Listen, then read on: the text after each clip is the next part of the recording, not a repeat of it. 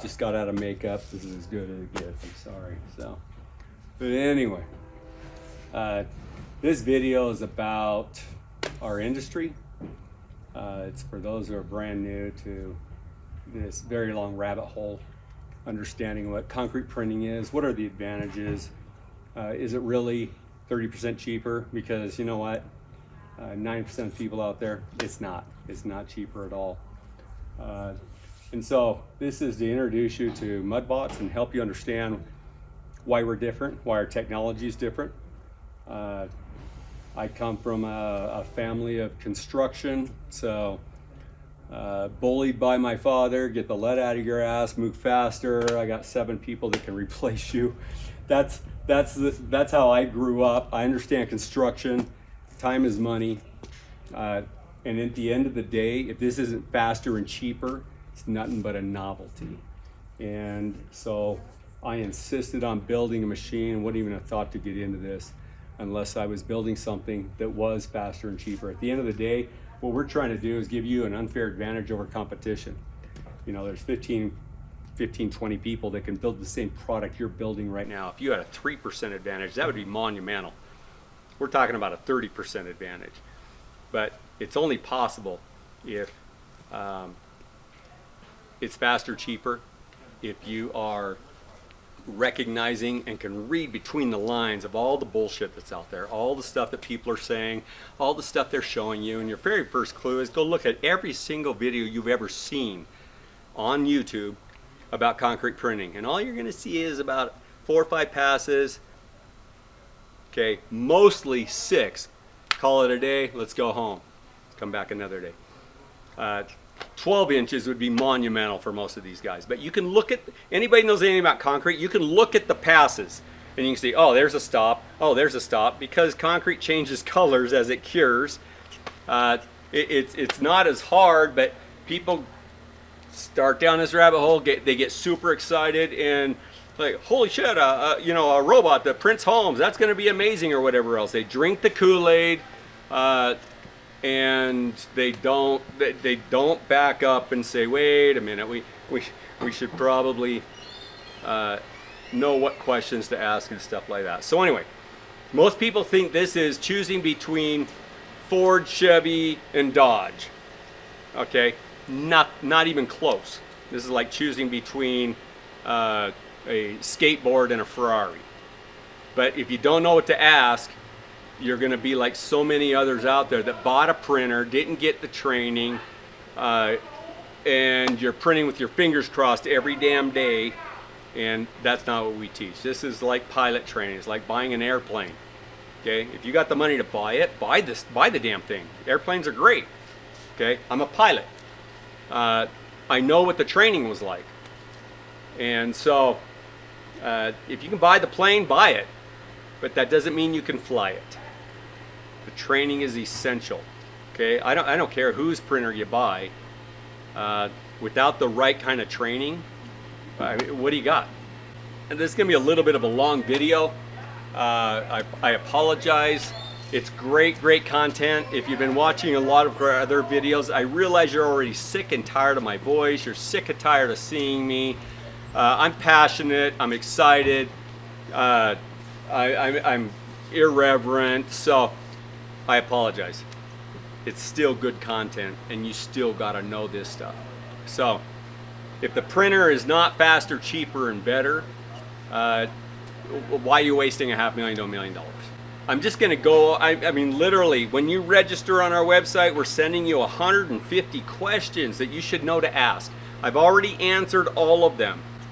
Okay, take those questions, go talk to all the other girls out there, and decide who you want to take to prom. Decide, I mean, it's a dating process. We're a hard girl to start dating, but it's going to be worth it. Okay, so take those questions, go out and vet all of our competition. I got buyers that are like, holy hell, you're about the stupidest businessman I ever met. I got $500,000 and you're telling me to go speak to your competition? Are you stupid? It's burning a hole in my pocket. I want to buy a printer. We're like, slow down, okay? And we do the same thing. Sending you to my competition is our #1 sales tool.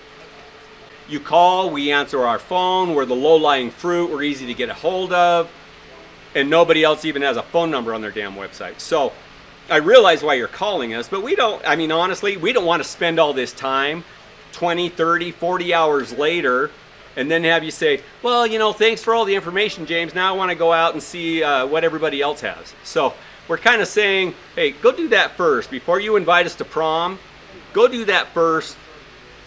Okay? You know, girls are kind of funny that way. Go reach out to our competition.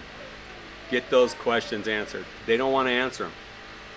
Well, it depends, and this and that and everything else. Hold their feet to the fire and say, well, explain it to me like I'm stupid. How long does it take to print a home? Oh, we printed a home in 40 hours. Bullshit. 20 hours. Bullshit. They printed a house in 20 hours over the space of 4 to 6 weeks. That's the real answer. So don't let them just con you and say stupid things like, yeah, we printed this in 20 hours. Okay? Bullshit. I know all my competition. I know their printers. I know what they're doing. I know where they're printing. And trust me, I got buyers that are going out to these different places. They're going out to Texas. They're going all over the world. And they've watched our videos. They send me video. They send me pictures. They send me texts. And like, holy shit, James, what a shit show this is. I mean, it's a train wreck. People are introduced to concrete printing in a myriad of different ways. Usually a little YouTube video that got sent to you or something like that from YouTube, and you start down this rabbit hole.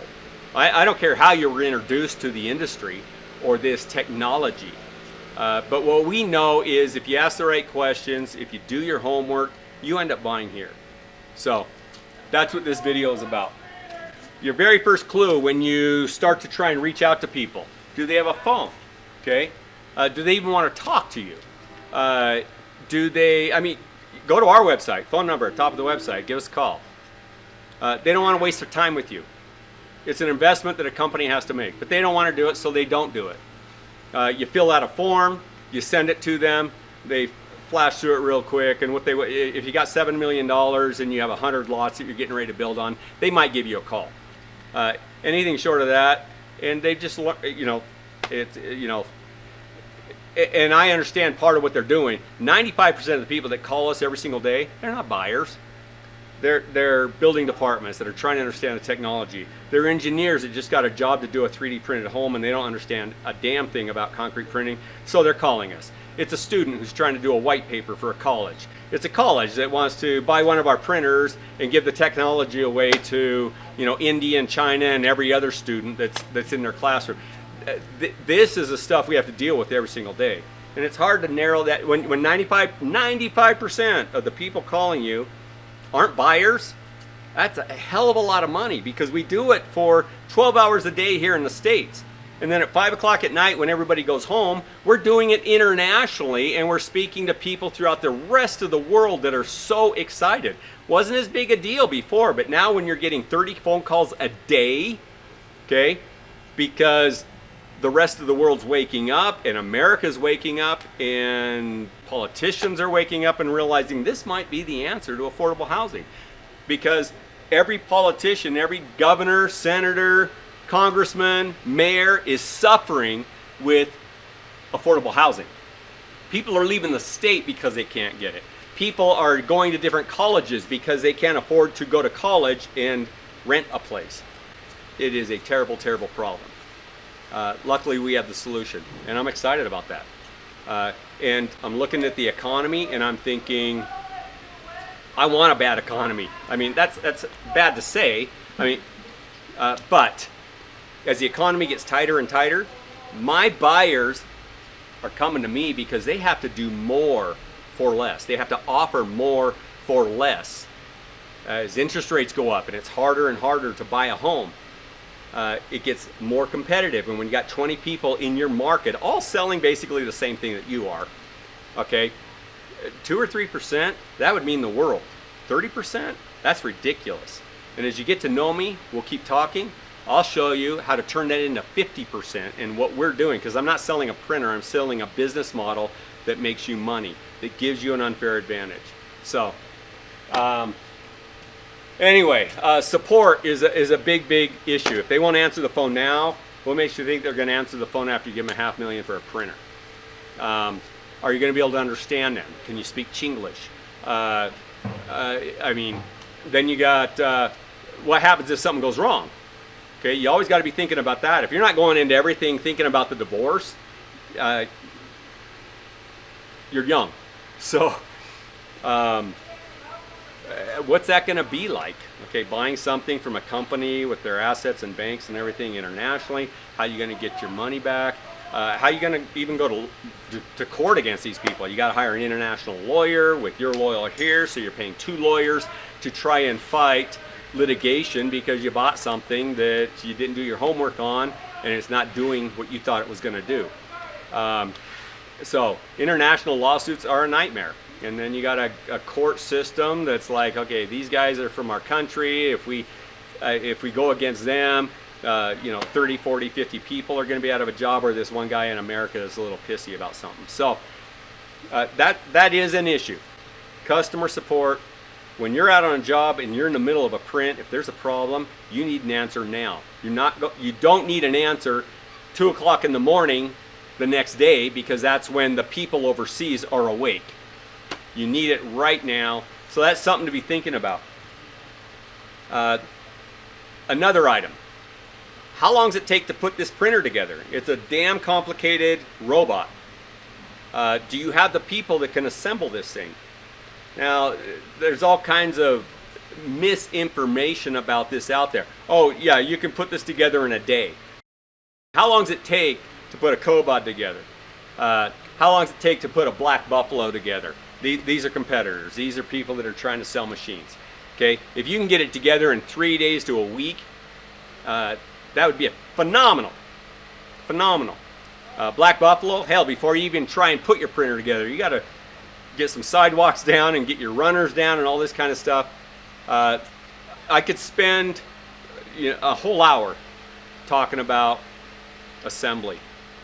We build our printer to go together very, very fast. A 35 by 35 printer, we can assemble that in 39 minutes. When I say that, because everybody claims all this crap, what you need to do is say, show me the time lapse. Because if it's not in a time lapse, I don't believe it. You might right now because you think they're all telling the truth. But keep going down this hole and you're going to realize, show me the time lapse and then I'll believe it. Okay? Now we just don't show everybody a time lapse of our printer. It's showing the printer, it's showing our technology, it's teaching India and China and Russia and everybody else how to copy 7 years of investment, $10 million. So we got to get to know you a little bit first. We got to get our NDAs in place. We provide so much information that's 100% free, more than anybody else out there. You can go to our website, you can start watching videos. Most of it's behind an iron door though. Okay, we want to know who you are. We're smart when it comes to technology. My IP guys are technology guys are the people that spend the most time on our website are our competition. How do we know that? We see their IP address. We know what cities they're in. They watch a video and then they back up and they watch and they back up and they watch because they're trying to glean as much information they can about how we do stuff, because we're handing their ass to them. They cannot do what we do. If it takes a month to print a home and we're doing it in 1 or 2 days, they got to figure it out or they're going to go out of business. So anyway, assembly time. Our printers don't require cranes. Go look at everybody else's printers. They're heavy as hell. They got cranes, they got telehandlers, they got scissor lifts, they got forklifts and backhoes and track hoes trying to lift all the heavy damn parts to put a printer together. That's ridiculous. I knew when we started designing our printer, I fought with my own engineers. Let's do it this way, let's do it that way. And I'm like, guys, I know construction. It's got to be fast, simple, okay? Period. Fast and simple. What you're proposing isn't fast and simple. Okay, you look at the other printers out there, and the result is when you give an engineer, just say, here, design something. But he doesn't know a damn thing about the industry it's going into. They don't even understand construction. And you end up with stuff that takes a week to build. 35 by 35 printer, one of our most popular printers. 35 by 50, our second most popular printer, but we build printers up to 100. Our smallest printer is an 18 by 18. That's kind of cool. We sell you the printer you need, the size that you need for what it is you're trying to build. Start making money, you buy another one. I want something that can do twice as much, twice as big. Everybody else, you know, the circle printers, the spider printer companies, all these other people, you buy a printer and then you try and design something that will work for the printer. It's one of the tests we tell you. Take a set of plans, send it to them and say, how long would it take to print this? Anything else, it's how do you compare it, apples to apples? How much to print this plan? Okay, you got these circle printers and they got tracks and you can drive them inside and everything else, but they're 6 feet wide. You've seen a hallway that's 6 feet wide? You've seen, how am I going to turn that in a hallway into a bedroom to continue printing? They certainly can't print a whole house. And they're crying foul, look, yeah, we can print, you know, I'm like, they're circle printers. I'm like, we can print squares. Yeah, if it fits in a damn circle, you can print a square. Okay? But you got to move your printer 15 times to print the same house I can print without moving my printer one time. And even still, you're only printing 6 inches, move it 6 inches, move it again 6 inches. And when you get done doing that, you start all over and put your second 6 inches or 12 inches down. And then when you get done, you do it again and again and again. You got to know what you're looking at. Get to know us. Let's get under some NDAs. And I'll show you time lapse. Okay? And I'm not talking about all the parts are sitting right there ready to go. They're sitting on a trailer outside the tent, okay? And start 4 guys. They put the thing together in 39 minutes without a $350 a day telehandler to lift all your stuff, to unload all your proprietary mix, to hold your damn hose above the printer because they don't have a hose management, but we'll get to that. So, next thing, proprietary mix. Everybody, we're the only ones in the world that actually gave our buyers the formula. We're trying to help you be competitive. We're trying to save you money. I'd love to sell you a proprietary mix. I mean, I understand Epson's model. I sell you a $35 printer and then I sell you ink every single month for 50 bucks. Okay? It pisses me off every time I have to go buy that ink. You know, 95% of what you need, it's in your own backyard. It's sand, cement, and lime. It's that simple. But you got people, oh, well, we got a lot of crete and lavacretes, and we got this, and we got a magic mix. A magic mix, if you've ever done concrete, seriously, you're going to believe there's a magic mix. There's a magic mix out there that no matter what the temperature is and what the humidity is, you keep putting the same stuff in the mixer. Okay, this isn't that. Mixes everything. And so there's no such thing as a magic mix. I mean, you start off at 5 o'clock in the morning, it's 50 degrees out, by noon it's 80. What do you think happened? You think there's nanotechnology that's automatically figuring out what to do with your mix? So these magic mixes though, hell, they're 8 times more expensive than just the sand, cement, and lime in bulk that's in your own backyard. Why would you want to buy a printer like an Epson and then pay $50 for your ink when you know damn well it doesn't hardly cost anything? I mentioned briefly printer size. If I'm doing, you know, a 35-35, you're 900 square feet, a little bit more. You want a 35-50, you want a 35 by 100, you want a 40 by 40. You tell me what you want, we build the right machine for you. Everyone else, circle printers, little spider printer with green legs and shit, this is all they can do.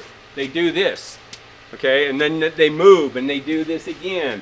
And you got this big cold joint straight up and down. Not just this cold joint, you also got a cold joint every 6 to 12 inches. You really got to wrap your head around this. I mean, I say it all the time, and it's amazing to me that people come here for our Mud University. It's 2 days, one-on-one with me. I'll save you a month worth of research and stuff. But they get here and they still don't understand that. They're watching videos, people are printing, they see stuff that's completely done. It all looks the same color. As far as each one of their stop points, they don't get it. They don't understand.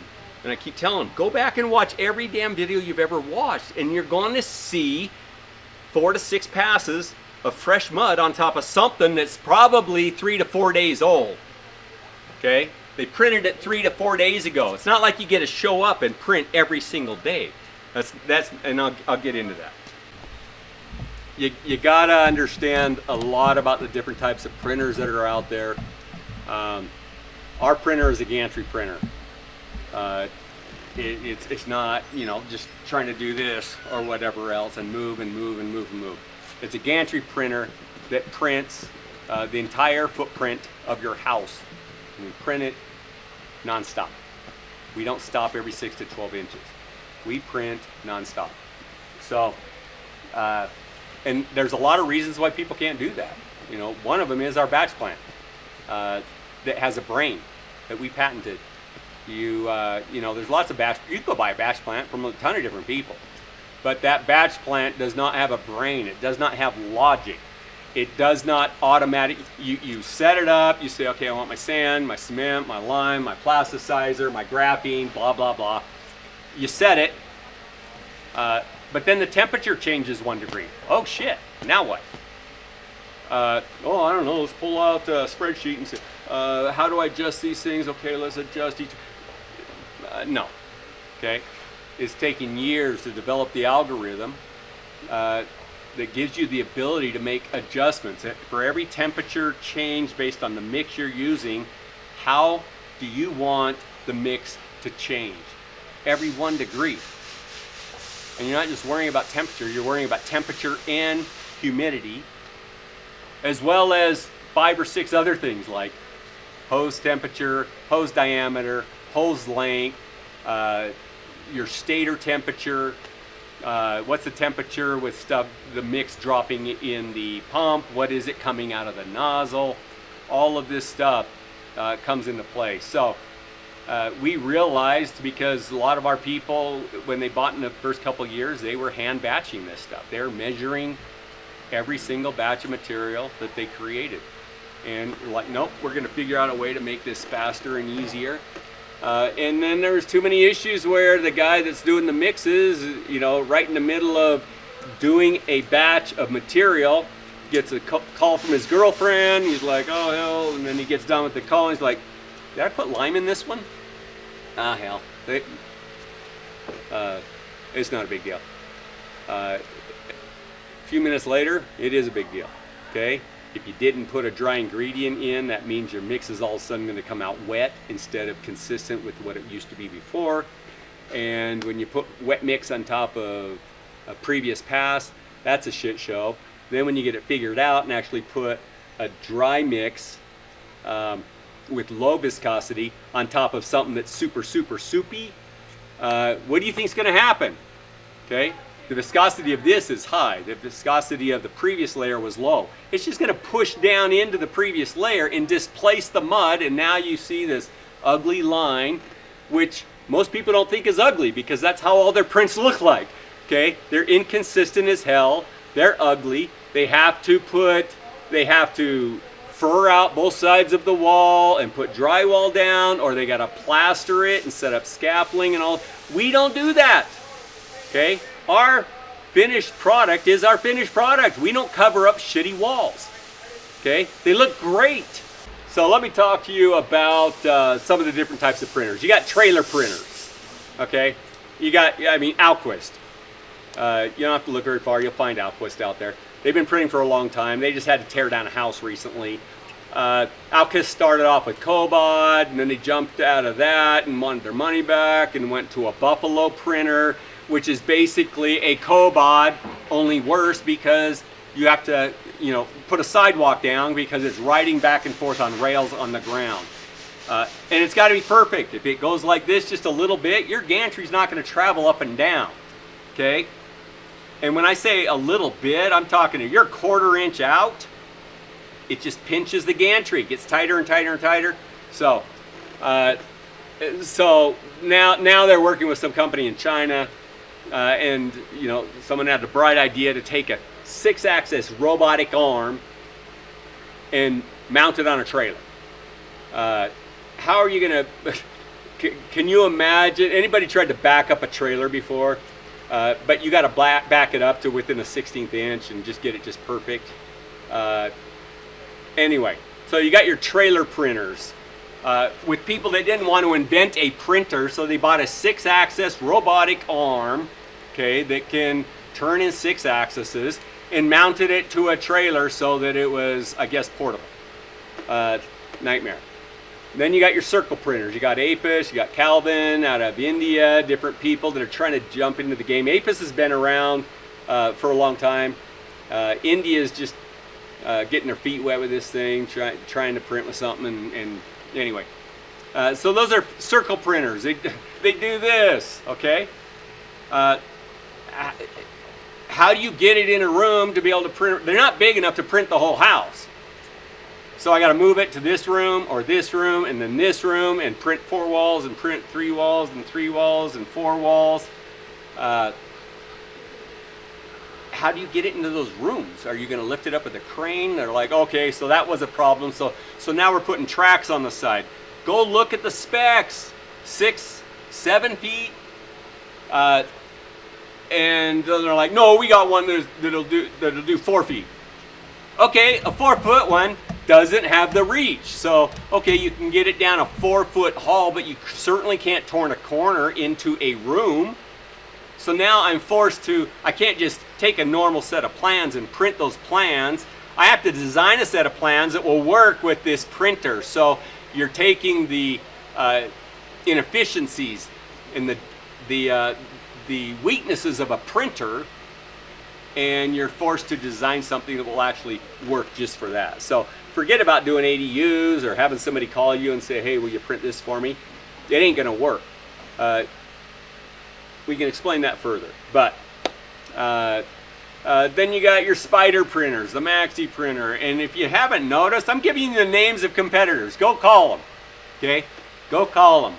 Get our list of questions, go call them. I'm not afraid. It's my best sales tool. It's going to bring you back here because you're going to realize the stuff that I'm sharing with you right now is true. You know, so you got Maxi printer. It's got these little, you know, spider legs that come out. You look at the footprint of that. You're not setting that thing up inside of a room to print. So you're printing from the outside of a house, but it still only has a certain reach. It's on tracks as well, and then they got supports that come down, but take a look.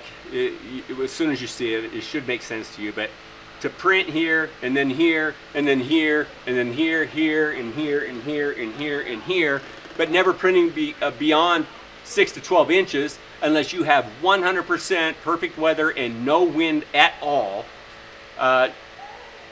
You're still, what you're doing, 6 to 12 inches? You moved your printer 9 times, and then you got to start over to do your second layer, and then do that, and then start over again, and go around, and again, and again, and again. I do the math. If I'm printing 6 inches a day, and this is if I had a printer like ours that could print the whole damn house at one time. 6 inches a day, 8 feet. That's 16 days. Work days? Okay, you're 3 weeks doing that. So the math doesn't work. Nobody wants to talk about it. All they want to do is, we printed this in 20 hours or 30 hours or 40 hours. I still cry foul because every video I've ever seen of any of my competitors, they're you know, if they get to 6 inches, that's a great phenomenal day. 12 inches, holy hell. Okay, but you're only going to see that a couple times a month, where you're not going to have any wind whatsoever and the perfect temperature to print. And their wall's still going to look like shit because the temperature's changing, the humidity's changing, their mix has to change. You're relying on an employee to figure that stuff out. And I don't have to convince you. All I got to do is say, go look at the videos, every damn video you've seen. Not the people printing inside a warehouse. They're printing a flower pot or something, like, look how perfect this is. And they think they know something. Oh my gosh, it's one exact perfect mix at the exact perfect temperature in a warehouse with no wind and a 20-foot hose. Okay, that's where we started out. Like, oh, we know a lot now. Okay, double the length of your hose. Go from 20 to 40, and you'll discover that all your math that you had figured out doesn't mean crap. Okay, it's all wrong. You're gonna have to start over, go to a 60-foot hose, a 100-foot hose. You know, a 100 by 100 printer is a 150-foot hose. So those guys don't count. They're brand new. They don't know what they don't know. You won't convince them they don't know what they know, but you're never going to go print a damn house with these kind of printers. So, you know, your arm printers are kind of in the same category.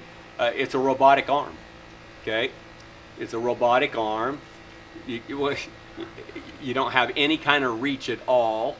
The biggest ones can go 10 feet this way and 10 feet. So you got a 20 by 20. Most of them aren't even close to that. You're talking about 6 feet this way, or 8 feet this way, maybe 8 feet this way. So Extreme is one that has a robotic arm that no way to really move these things. And here's the deal, guys. If I said anything that's wrong, or if I pissed off any of my competition, call me and show me that what I'm saying is not correct. I'm happy to fix it. Okay? I send a letter out every single year to everybody in this industry and say, you know what? My name is James. I'm the CEO of this company. We're competitors. I know you don't want to share anything with me, but I just want to open the line of communication. So if anybody on my sales team or all of our people, if we say anything wrong, you let us know. Don't sue us. Call us. Tell us that's wrong. Let us fix it. Okay? I realize people are advancing, so I might get some of this stuff a little bit wrong, but that's why we give you the list and have you go ask. And then if they say, no, that's BS, then say, okay, do you got a time lapse? Can you show me that? I mean, that's what you do. So, and then there's all the new guys. I mean, every year, more and more people are entering the market. You know, they got a kid that went to school. He's a mechatronics student. He's like, Dad, I could build that thing for this price. Blah blah blah blah. You can't convince people of what they don't know. And if I even try, all I'm doing is teaching them what they need to do to catch up to our 7 years and $10 million. So a guy has a few $100,000 and he's, you know, my kid's a mechatronics student. I'm going to build a printer. And they throw some stupid stuff on a video and you're like, wow, maybe that's an option. Okay, you got to go figure it out. Maybe that is an option. Okay, so what we sell isn't the sum of the parts that go into our printers. Okay, it is the 7 years and $10 million that we have spent to develop this technology to the point where we lead the entire world and we can do what nobody else can even come close to. Not a little bit, but not even come close to. So I realize you don't know that now. I'm just telling you, you got to go figure that out. You got to figure out, is James just full of crap? Or is there, you know, is he legitimate in the things that he is sharing with you? So when you buy a printer from us, and incidentally, I guess one of the very first things you look at when you're trying to buy a printer is what the price is. We have the best price of anybody in the world. I had somebody the other day say, no, Wasp has a better price than you, or whatever else. I'm like, Wasp prints with mud that comes out of the dirt. I mean, literal mud. And that's great if you want to print in Africa or India or someplace else like that. That ain't going to work in most of the places that my buyers are buying from. So, you know, Wasp has a Delta printer, okay? You can Google it, look up what a Delta printer is. It's not a gantry printer. It's not all the other printers I just mentioned, but I'm just trying to give you a little bit of a history lesson on there are multiple types of printers. What are the strengths? What are the weaknesses? If I want to print circles and print a 10 by 10 room, I guess that's great. Buy that. But you can still buy the equivalent printer from us at a better price. So we have the best price of anyone around the world. If you find out otherwise, holy hell, call me, tell me, show me what's going on or how I've got something wrong. I'll give you a discount on your printer. Okay? The information is valuable to me. I want to know, and they don't call and report every single day, my competition. So unless I hear from buyers that say, hey James, you got this wrong, I have no idea. So you'll be my best friend. You call me and give me information, tell me what I'm getting wrong so I can fix it before somebody gets pissy and files a cease and desist letter with us or whatever else, which they didn't need to do because I send them a letter every year and say, hey, I'm the CEO. Here's my cell number. Anything we're saying wrong, give me a call. But I'm not going to believe you. You're going to have to at least show me a time lapse. No, we can put our printer together in one day. Really? That's amazing. We put ours together in less than an hour. So 39 minutes, that's what you'll see on a 3535. Wind and rain, something everybody seems to miss. Wind and rain is a huge, huge factor. You can't print in the wind with everybody. We print in the wind and rain. Let's just start with that. We print in the wind and rain. Nobody else does. Obvious, rain's an obvious, okay? Wind people don't think about. So let's just simplify this. If we're talking about 2 mile an hour wind, 2 mile an hour wind is nothing. You don't even feel it on your face. Go Google it, okay? 2 mile an hour wind, however, with a 10 by 8, 20 by 8 sail, will push a ship across an ocean. So, wrap your head around that for a second. If you just take a 10-foot wide wall, 8 feet tall, let's just pick that. Okay, you got several pounds of pressure at 2 mile an hour on something that's 10 foot by 8 feet tall. Newsflash: you cannot print a wall non-stop and go clear to the top with wet mud and stack those layers and then add a few pounds of pressure on that wall. It's going to end up being a slab. Okay, you might as well just finish it as a slab because it's going to fall over, and that's why everybody's scared to death. 12 inches is that's a super safe point. But hell, most of the time they don't even get to 12 inches. You know why? Because their mix is changing, because their magic mix can't adjust as temperature and humidity adjusts. Our batch plant does that for you. So unless you're printing indoors and printing little flower pots or something, it's just dead end. So 2 mile an hour wind. So take that for a second, and I'm going to tell you a couple things. You really should have a piece of paper and be writing some of this stuff down. 2 mile an hour wind. So pick a state. I don't care. Here's the test. Pick any state. Pick your city. Go to weather.com or whatever else and look at the weather report for the last 30 days. Wind over 2 miles an hour, rain, hail, sleet. Okay, look at those things. Those are the days you cannot print with anybody else's printer. I did Texas recently. Everybody's out printing in Texas because you don't even have to have a contractor's license to print a home. Okay, the weakest code anywhere. That's where Lennar's at. They're printing with the icon and everything else. Incidentally, I just came back from there. I went out there a week and a half ago, 2 weeks ago. I wanted to look at these homes that they're printing. You got people going out there with their video cameras and, oh, look what Lennar's doing and look what Icon's doing and, oh, isn't this wonderful and blah, blah, blah, blah, blah. Cheerleaders. Not what I saw when I went out there. I walked into the last 7 homes they printed, and there are cracks in the walls of every single home I went into out there. Print inconsistencies. Okay, pass lines where their mix changed a little bit and they didn't catch it on the temperature and humidity. I don't know how they're selling these homes, but they're not cheaper than traditional. So what's the dang point? Okay, the idea is buy a $500,000 $1 million printer, kick all your competition to the dirt, and offer a product that is better for a cheaper price. Lennar's homes are more expensive than traditional. They're competitors. I don't get what's going on out there. But hey, they printed a bunch of homes. It's good for everybody. Building departments, you know, we got ANSI standards for building code on the books now. We got Fannie Mae financing concrete printed homes. So there's some good in what they did, but it's not faster, cheaper, better. It's more expensive, and most of it is a con. Okay? They're not telling you how long it took them to actually print these homes. I went out there and shot a bunch of video. I even went and looked at their zero home that's got so much media attention. Oh my God. Architecturally, I pull up and I'm like, damn, that looks good. Shit. Okay. Ouch. You know, it feels like a gut punch. But I went closer. Mysteriously, I got video and pictures of stuff that nobody's ever shown you. I got cracks all over the place.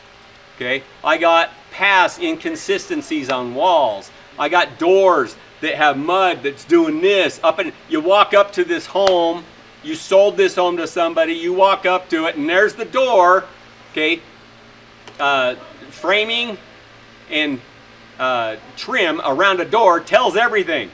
Okay, there's nowhere to hide, and you know, I'll show you, but nobody's talking about it. Nobody's saying anything.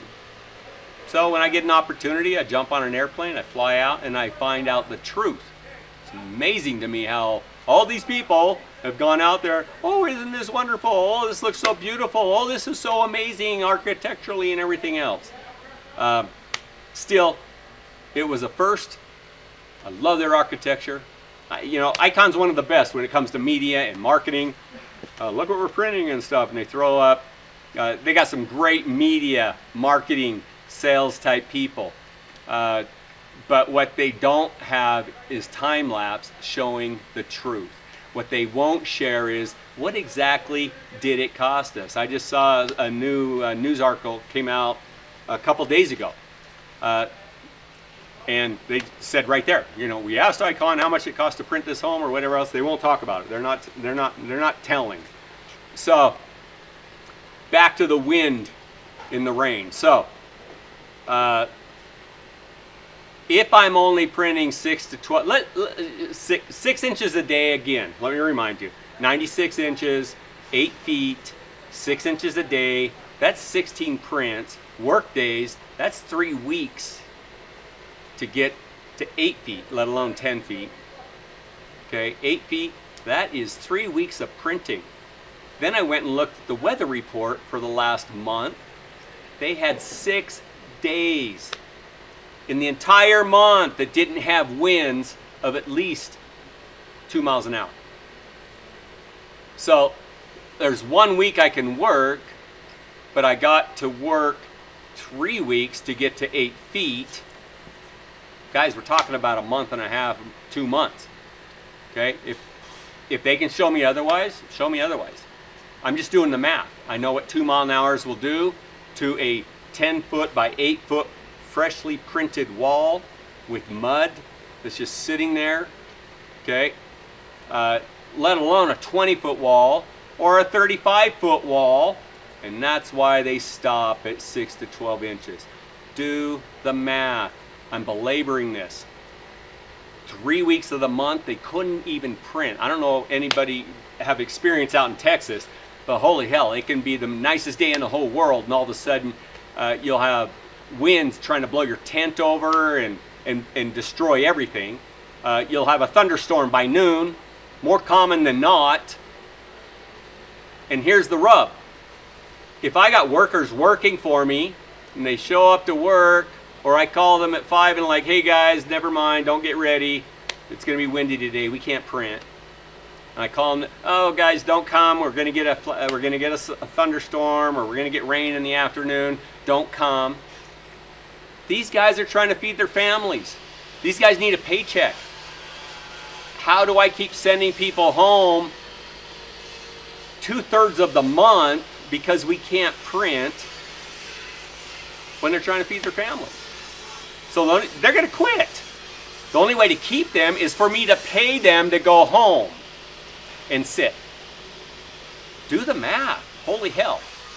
Okay? In fact, the easiest math is, how long would it take to frame this house traditionally? Now, bear in mind, sand, cement, and lime is cheaper than 2x4s. But we're competing against traditional construction. If we are not better than that, then we are nothing. They're just companies that have invested a bunch of money, didn't realize what they didn't know. They're having their coming to Jesus moment now and realizing, oh, this isn't cheaper. In fact, Jarrett Gross won't even say that anything's cheaper, which pissed me off. I'm like, Jarrett, we are faster, cheaper, better. Damn it. Why did you make that comment? Okay. But he keeps going out and he's seeing 3 to a week to put the printers together. He's seeing them move 6 inches, 6 inches, 6 inches. All this crap. I mean, the guy's done a lot for our industry. He's created a lot of awareness. He's a good guy. I've spent hours and hours and hours talking to him on the phone. But he keeps going and going, and no matter where he goes, he's not seeing faster, cheaper. We are faster, cheaper, okay? And we can prove it to you. So, let's see here. Non-stop printing. It's all about non-stop printing. If you can't print without stopping, you have nothing. If it takes you, hell, even if it took you 2 weeks to print the home, that's not faster, cheaper. I could frame the damn home in 2 weeks. Okay? So, that is the biggest lie in this industry. Faster, cheaper. Nobody can really claim that anymore, but we do. We claim that. Now, that isn't to say that we haven't had print groups that came here, were drunk through half the training, can't remember half the training, or went home and thought, yeah, you know what, we're going to cut all these corners and stuff. We've had problem groups as well that went home, mysteriously, magically, here they could print perfectly with our supervision, with our checklist, making sure they're doing everything, making sure that they are ready for the print. And then they go home and all of a sudden they can't print shit. Goes home, jacks it up, doesn't do what they're taught. 2 of the people on their print team that you trained quit. It happened. But when every single video you see from the competition is showing you the exact same thing, connect the dots, okay? Luckily for us, we got people that went home, did what we taught them, followed the training, followed the steps, the procedures, the processes, the prep, and they're printing perfectly. So it's really, really hard for, one of the print groups that goes home and it doesn't work or whatever else. We had a buyer that bought, he came here for training, it's 5 weeks. He only did 3 weeks. It was November, just before Thanksgiving. They all went home, and then he calls me and begs me, please, James, don't make me send my people back, please. We're good, we're good. I'm like, you're not good. You think you're good, you're not good. Okay, I wouldn't get in an airplane with you. Okay, you are not good. No, James, it's an expense, and I got one guy that can't come anyway, so I only have 2-man print team. It's like, shit, everybody's, begs you to help them fail. They went back, they tried to print their proof of concept, certification home, which we require everybody to do. They print it here, and then when they go home, they have to reprint everything they printed here when they get home. And they called me out. I went and looked at this. I'm like, holy shit, you want me to certify this? Okay, this is a shit stain. They retrained their group. They had a couple people that couldn't get along, that were fighting all the time. They retrained their group. They got their crap figured out. Guess what? It wasn't the printer. It wasn't the pump. It wasn't the mixers. It wasn't the mix. It was the print crew. To be honest, they probably print better than anybody that I've ever sold a print to today. But that's not where they started. Okay? If you're going to come to the training, be prepared to do what we're sharing with you. Otherwise, it's going to be a train wreck for you. You're going to be like, I don't know. And I feel bad for owners. That's why I just almost insist, owners, come here. Otherwise, you are held hostage to what your print crew tells you you need to be doing, but you don't know for yourself. Okay? You're gonna buy a printer, or excuse me, an airplane, learn how to fly it. So when people are bullshitting you and cutting corners, that you, and what it really takes, we have to fly out, and I'm like, oh my gosh, guys, that's not what we trained, and you're not supposed to do this, and you didn't do this, and the checklist wasn't done, and this, and this, and this. Not trying to scare you, just trying to say, it's a gorgeous airplane, does something phenomenal. Try to walk from Oregon to New York, okay? Long damn walk, fly it, it's awesome, okay? Unless you crash into a mountain, not so awesome. I'm not trying to scare you, I'm just trying to say, you're buying a robot, okay? We offer the best training of anybody out there, the most thorough training. And go through the training, learn how to print, go home, dominate your market, lower your prices a little bit underneath everybody else, and control your entire market. I don't care if you're building swimming pools, fencing, planter boxes, monument signs. The printer can make money for you in so many ways. I don't care what you go home and print, but the printer does it, does everything we say it will do, and we have the buyers that that prove it, okay? But in fairness, we also have buyers that went home and just thought they were gonna wing it, print with their fingers crossed and hope for the damn best. Doesn't work out so well. So, and as we see that, we recognize ways to improve our training. Okay, why are they crashing here? Okay, we know we went over this. So it takes a little bit of hand holding, but as we recognize if somebody's going home and having consistently the same problem, we change our training. Training is real hard because, again, I keep saying Google it. I say Google it because I don't expect you to believe anything I'm saying. So go Google it.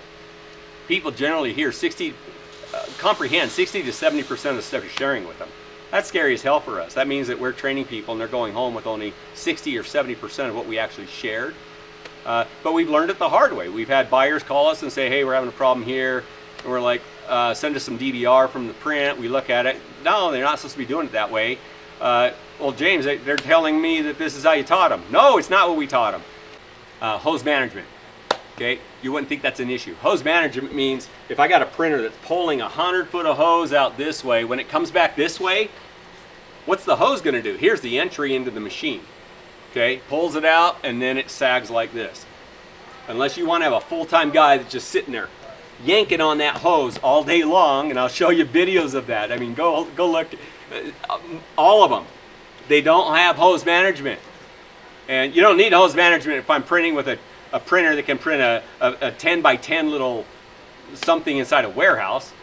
Pull out a 50 foot of hose, 100 foot of hose, 150 foot of hose, and then when your gantry comes back this way, that hose is just going to drop down and it's going to knock over your print.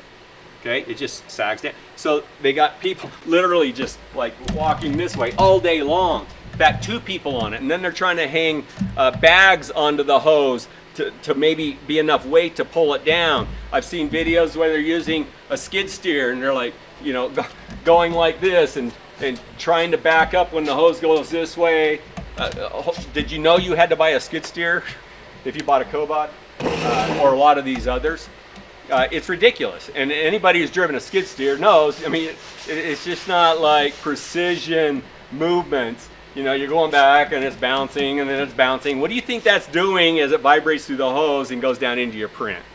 I look at that, I'm like, oh my hell, I gotta pay a full guy. My printer didn't come with a hose management employee that's just yanking on that hose back and forth every single day. Guys, design hose management into your printer, okay? Our printer goes in, as it comes back, it automatically, because we have that management system, it's bringing the hose back so it's outside your print and not knocking the damn print over. Okay, ridiculous. Batch plant. Sure, go buy a batch plant. Okay, you can hand batch. We've had tons of people that have bought printers and they hand batch. You can hand batch. Okay, works perfectly. Just don't have a brain fart because if you make a mistake when you're mixing those ingredients for every single one of those little batches, and that's what they are. They're little batches, okay? 4 to 8 cubic foot of material at a time. People are like, why can't I just order in a cement truck and drop the shit into a pump and pump it through the hose? Like, because you mix up a yard of material and dump it into a pump. The stuff you just dumped in the pump right after mixing, perfect, nice viscosity, everything's great. 10 minutes later, it's hard as shit. 15 minutes, 20 minutes, 15 minutes, you can't pump it through a hose. It's gonna brick. It's gonna brick your pump. It's gonna brick everything. So, to be successful at concrete printing, it's a series and a whole bunch of little batches. Okay, so you're like doing 96 cakes. You gotta mix perfectly 96 cakes throughout the day without missing an ingredient or screwing up. That's what our batch plant brought to the table. It is the brain. You give it the math for how much you want to adjust. We got to figure out exactly what can you get in your own backyard. Your sand might be a little different than ours. Your lime might be purer. Your water might have more iron or alkaline in it than what we have here. But that's what we teach you, and we help you so that you can figure out how to use your ingredients that are in your own backyard, and you're not paying for expensive shipping to ship a magic mix halfway across the United States, have a telehandler there to unload it off this diesel, and then try and use this stuff, which isn't magic at all, because you got to keep changing the ingredients. The batch plant, it does a lot, and that's what allows our buyers to be able to print nonstop. One of the things, and it's automatically adjusting based on temperature and humidity. What our batch plant is doing is capturing the data of every single mix. How much of this and this and this and this and this at mix 24 and mix 25, how was it changed? Double nozzle. We have a nozzle that prints both sides of the wall at the same time. Phenomenal. You print in half the time. Awesome for basements. Okay, you just print like this. Okay, double nozzle. Ask them if they got a double nozzle. We got a new nozzle that's coming out. Can't tell you too much about it. We're in patenting right now with it, but it is going to take printing with our company and cut our print time in a third. There's a whole bunch of characteristics about it that are just phenomenal.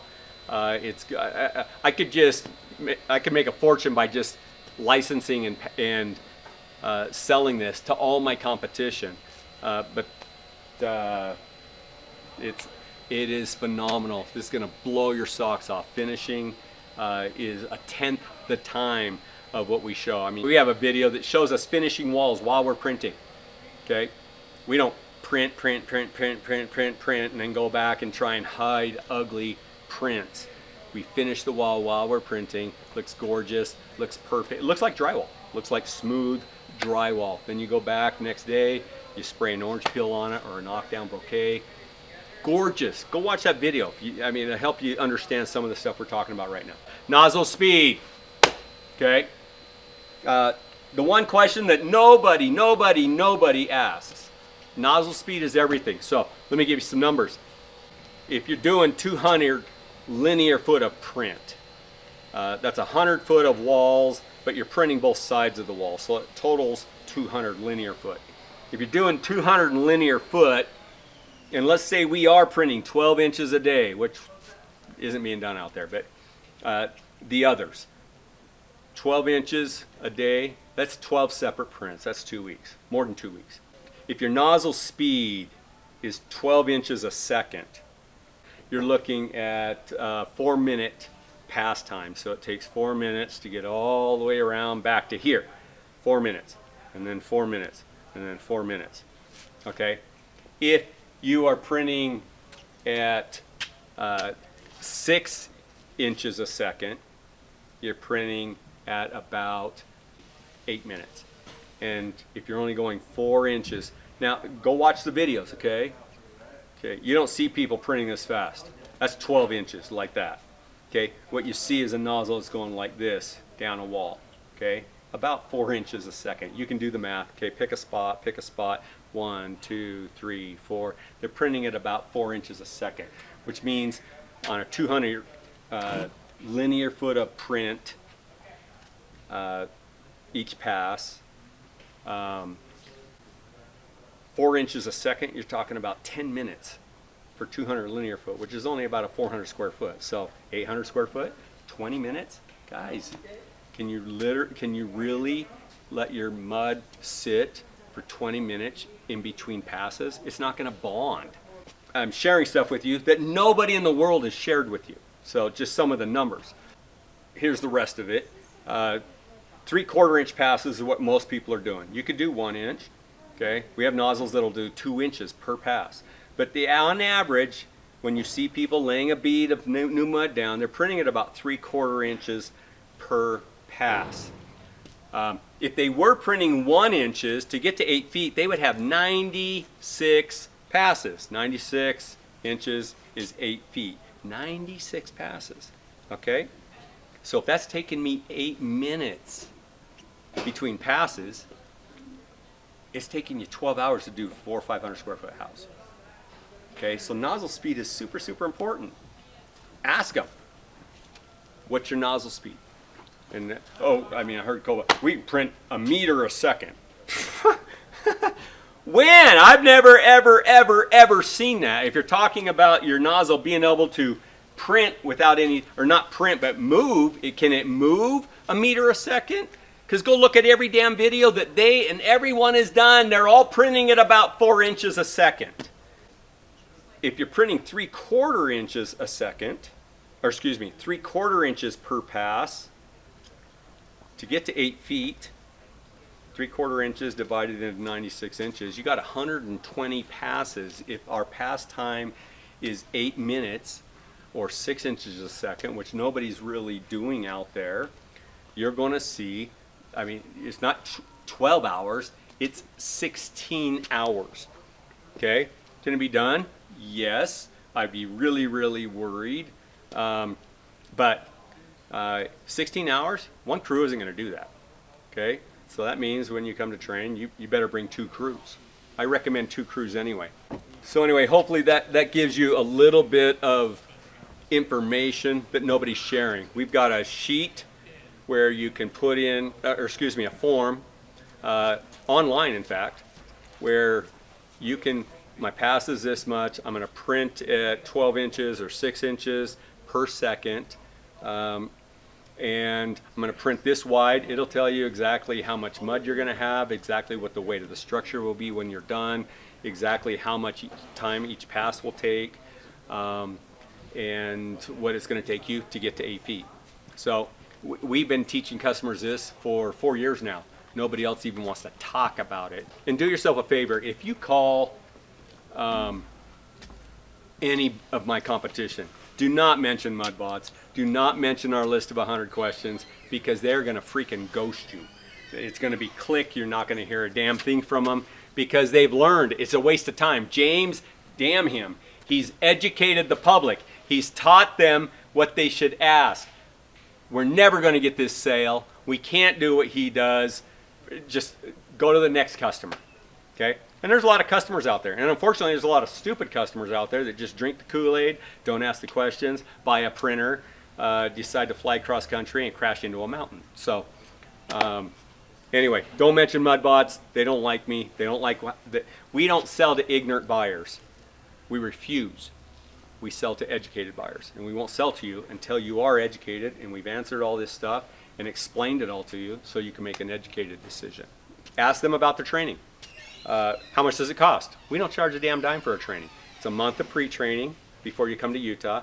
That's so we can get all the baby stuff out of the way and get you used to the language and the processes and run you through everything with videos. You watch a video, you answer some questions. You have to have at least a 70% passing score so that we are certain when you get here we can start spending our time working on the important stuff. Okay? We want to get you in the saddle. We want you to start printing immediately and become proficient at flying this airplane. You got a month of pre-training, normally an hour or 2 every evening for a month, get you through it. I've seen people bust through it in 4 days. And they were actually one of our best groups because it was so fresh in their mind instead of just trickling that information in. You got 5 weeks of training here in Utah. Okay? you're going to start off with little prints. You're going to work your way up to printing a mini home. We don't want you going home and trying to do something you haven't done here already. So you're going to print a mini home, 450 square feet, 8 feet tall. You're going to finish the walls while you're printing. You're going to put electrical in the walls while you're printing. We're going to teach you how to do it in a way that is faster and cheaper and better for you. And then when you go home, you have a month of post-training that you have to do. You literally have to do what you did here at home. Now you could bust through that in a week, bust through it in 2 weeks. You have contractually up to 2 months to get post-training done, but we hate to see that. We like to see people go straight from training. It's like when I got my pilot's license. Okay, my instructor says, you're not ready. You can barely fly. If everything is perfect, you can fly this airplane. Here you go. You have a license to be able to fly the airplane solo, all by yourself. You can't go kill anybody else, and you have to fly in these areas so you don't crash it in the ground and kill people on the ground too. I remember I was so ready to start flying. I'm like, give me the keys. Holy hell, I'm so sick and tired of listening to you. Okay, redundancy and repeating stuff, all the same crap we do. I feel terrible for people that have to go through this, but it's necessary. I just want the keys. Give me the plane. Sign my paper so I can go fly my airplane. Here you go. Remember everything I said. I go out there and I start flying. Holy hell, it's a little different when you're out flying entirely by yourself. You don't have somebody in the right seat correcting you or helping you, or you know, you're a fair weather pilot. If everything goes perfect, you can fly this airplane. That's kind of where you are when you go home. But holy hell, you get a crosswind, or you land on a runway that's like half as long as the one you're used to landing on. These things will scare the hell out of you. You're like, oh shit. I wish my instructor was here with me. That's kind of where you're at when you go home. Then you got to print all the same things that you printed here. Build your confidence, build your NASCAR team, and you get used to being able to fly this airplane no matter what the weather, no matter what's going on, no matter what happens. The truth about training is when everything's going perfect, you're not learning nothing. The only time you really are learning is when you are having problems. And that was a big problem in our training in the beginning. We micromanaged everything. They spent $500,000. We want to make sure when they test drive this Ferrari, it works the way it's supposed to. And my guys were just micromanaging everything. Then they go home and they are trying to do it by themselves, and they haven't had to make decisions or solve problems on their own. They crash and burn. So I started looking at that, and I'm like, nah. And that's when we offered like a 3-week training, and then we went to 4 weeks, and now we're a 5-week training, even with the pre-training. So then the last part of it is certification. We don't allow anybody that buys our printer to go out and crash it in a mountain. We want to see that you can do what you did here. Oh, my training. What we were doing wrong was micromanaging everything. Had to stop doing that. It's hard for our guys. They want everything to go perfect because you paid a lot of money. High expectations, but I told them, you've got to let these people fail. They aren't going to learn unless they fail. They won't appreciate what we're saying about A, B, and C until they see the results of not being ready for that or knowing what they're doing. So that was a huge problem with our training in the beginning. We don't do it now. Okay, now you come here, we hold your hand like crazy for a couple weeks, and then you got a 3rd week where you're kind of doing your own thing. The 4th and 5th week, you're entirely on your own. So that when you get home, you've experienced that before. You're making all the decisions, you're making all the calls, you're doing the prep, you're doing the checklist. Okay?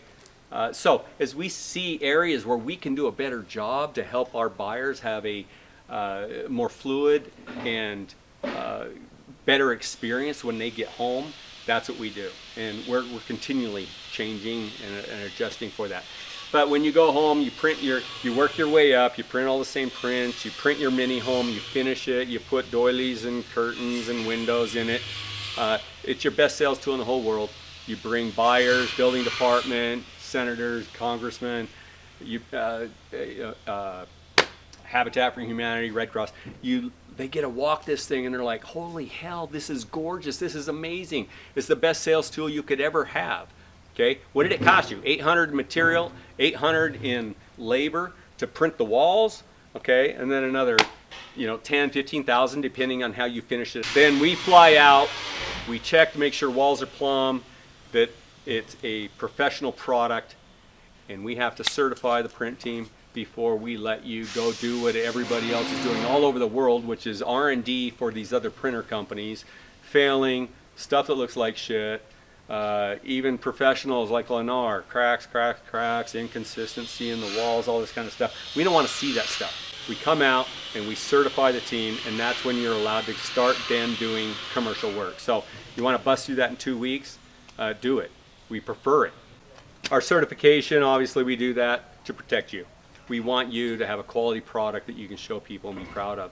Likewise, we also have to think about our other buyers that have already bought. If somebody goes off half-cocked, they print something that looks like shit, and it ends up on YouTube or whatever else, that ruins the reputation for everybody. All my other buyers that are flying the MudBots flag makes people doubt. Okay, we don't want doubt, and so I'm trying to protect my other buyers. In fact, they're more concerned with my standards and certification process of a new buyer than we are, because their reputation's on the line.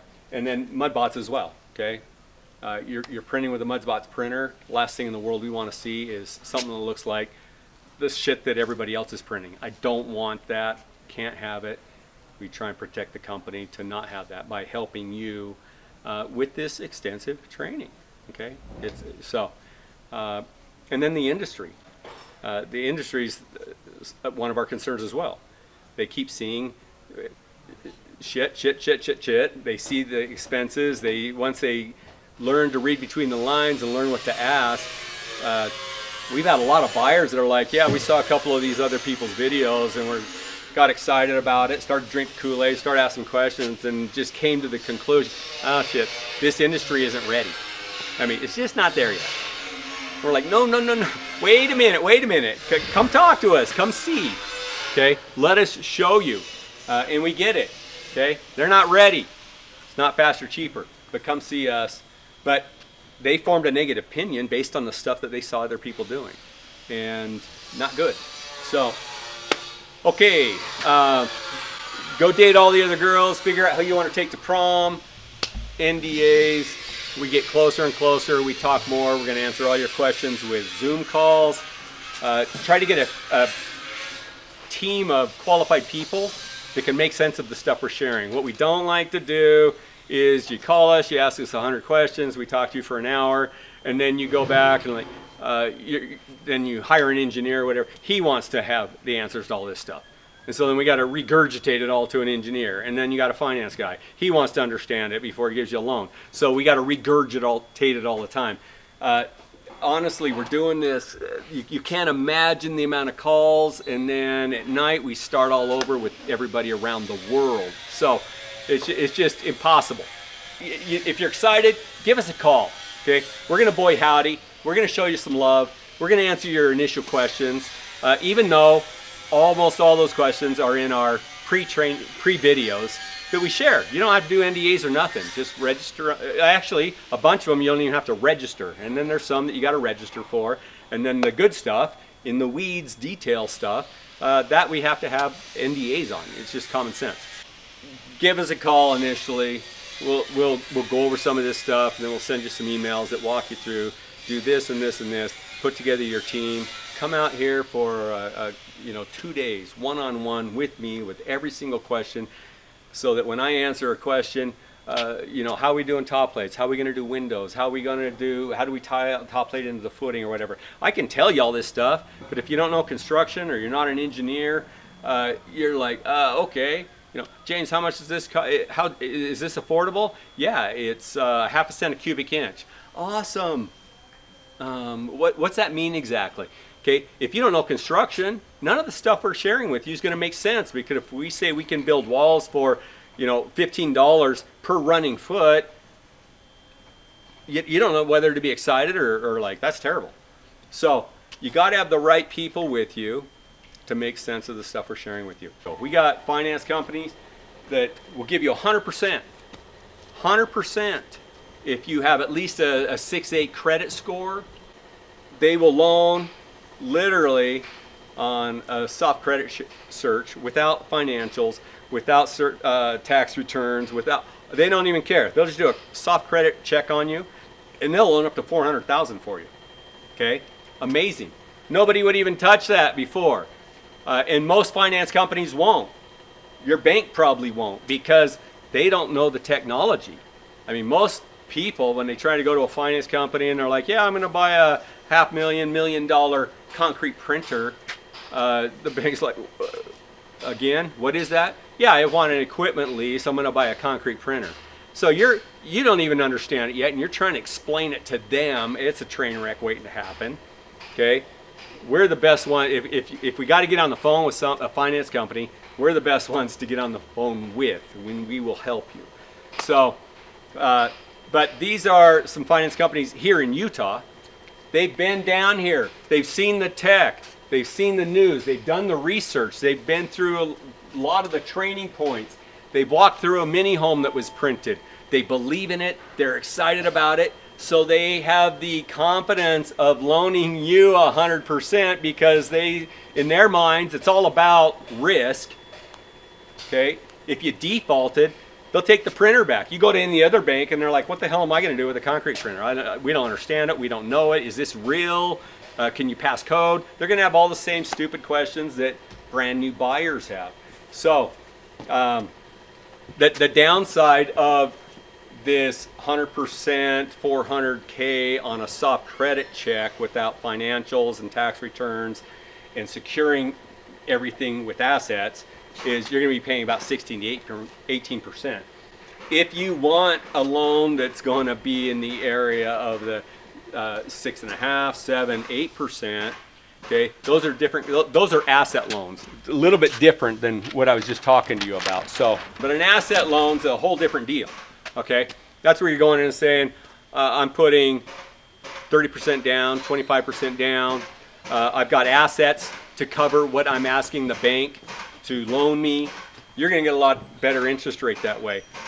They're walking in and saying, I got 3 years tax returns. My business has been around for these many years, and I can prove to you through tax returns I've got at least 10% growth per year. This is a dream for a lot of banks. Okay, we don't have the risk because it's secured by some land or something else. We got a company that's making money. It's grown by 10% each year for 3 years. They got certified financials because we don't believe anything anybody tells us anyway unless they are certified. They got tax returns, and they're securing this with assets. That's where you're going to get your very, very best deal. But half the people that come to us and want to buy, they're not there. They don't even have the 3 years in business, so they can't prove if they know how to run a business or if they're growing. Then we get a lot of people like, oh, we're going to do an SBA. I'm like, okay, totes, that's a pipe dream. I mean, I'm a brand new company. I don't have tax returns. I don't have assets to secure this thing with. I'm hoping I can come down to the SBA and give you guys, look at my business plan. Look what I worked out and everything else. We're all going to be rich. Loan me a whole bunch. Loan me $500,000. That's a pipe dream. Okay. Those aren't going to happen. I've got 50 people in every single state that have registered. They want information. Some people have construction experience. Some people have money. So we're like, let's join the two together.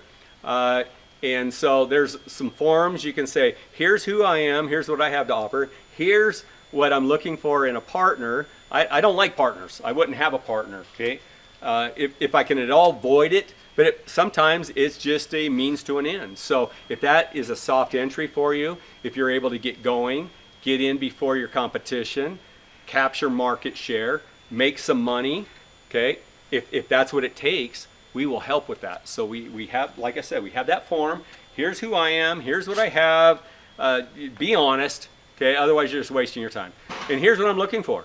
Then we will take those and go through our list of 50 people that have registered in the state, want to buy a printer just as bad as you, and you guys can work out some kind of deal together and move forward.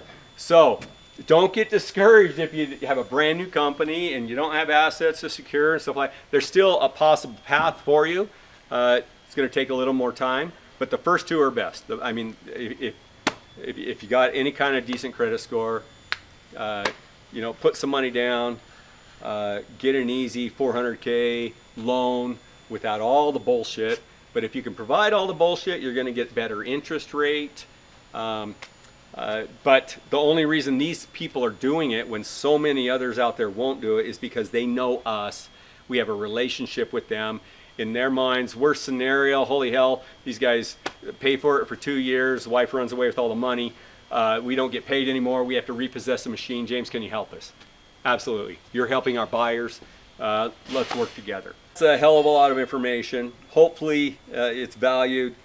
Hopefully a lot of it's new to you. Go speak to my competition. That's all I can say. You know, it's my very, very best sales tool. Actually, the thing that would be best for you, you can spend 3, 4, 5, 6 months trying to glean all of this stuff. I've talked to you, I don't know what it is, been an hour and a half, 2 hours maybe. Think of it, okay? We offer a program, it's called Mud University, MudBots University. That's, you get your team together, people you want to bring, you're excited, bring them here. Spend 2 days one-on-one with me and other people that are running the printer. You will run the printer, you will print with the printer, you will put in electrical, you will put in electrical boxes and plumbing and fiber optics and all kinds of cool crap. Be the funnest 2 days you've had. If you try and just piecemeal this here and there and a Zoom call here, that takes months and months to get through the process. I'm talking if you're just like, you know, and the way this started was we required everybody to go do all that stuff before they would come here, because it's stupid to let people come here and waste 2 days with them, you know, buy them lunch, laugh at their jokes, you know, running the printer, doing all of this kind of stuff if they're not in a position to buy. It's kind of like a realtor. If you want to buy a $500,000 home and you want me to run you all over California showing you $1 million homes, I want to know first that you're pre-qualified for a $1 million home. Otherwise, I'm not going to buy you lunch and run you around in my convertible to waste my time. It's common sense, okay? Some people get real, you know, a little bit hurt about it or whatever else. And people have said, James, you're a hard company to start dating. I understand, okay? I get it, I understand. But we had a buyer that didn't want to go do all this stuff, and he's like, just trust me. I've got all kinds of money, and I'm this, and I'm that, and everything else. And I'm like, you want me to trust you, but I don't know you, and I've heard 100 people like you say that they got all of this and everything else, and they're rich, and they did 400 homes last year, and turns out to be a bunch of BS. So I just got tired of discussing. I'm like, you know what? You want to come out here? Come out here in 2 days, $4,000. Send me $4,000, and I'll ignore all my common sense, and I'll spend 2 days with you, and you can print, and we'll do everything. And he's like, done. I'm like, wow, I expected you to say go to hell. And he's like, done. That is such savings to me. I just want to sit down. I'm a legitimate buyer. I'm good to go. And I don't have time to do all this. I just want to spend 2 days with you, James. I want to ask you every single question. I'm going to bring my people. They're going to put you through the paces. But what we will do is, if you're in that category, and that's how that program was born. $4,000, best money I ever spent, to not waste $500,000. So that's where MudU came from, and that's why we do it, and I recommend you do it. Come spend a couple days with us. Let's print, let's have fun. We'll answer every question. The only thing we ask, call around to my competition and ask some of these questions. There's 150. No one's going to sit on the phone for 150 questions. You send them an email, they're just going to go, whatever. So they did do that, and they were good to go, and they came out here and they ended up buying, and we're like, this is a great program. This is what serious buyers need to move forward. That all being said, thank you guys. There's a lot. If you think about it, it's a couple hours. We've spent 2 days at MudU, trainings 5 weeks. Okay, we haven't even touched the surface, but I've hit on some of the main key points, enough for you to at least say, I'm not going to go call everybody and ask 150 questions, but I will ask questions about these 15 things that James spent time talking to me about today. Anyway, peace out. Look forward to seeing you guys, and let's go make some money. Thank you.